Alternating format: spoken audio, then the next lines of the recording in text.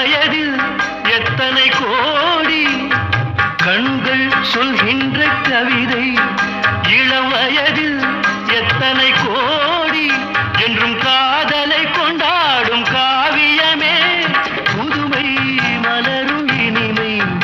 அந்த மயக்கத்தில் இணைவது உறவுக்கு பெருமை சின்ன கண்ணன் அழைக்கிறான்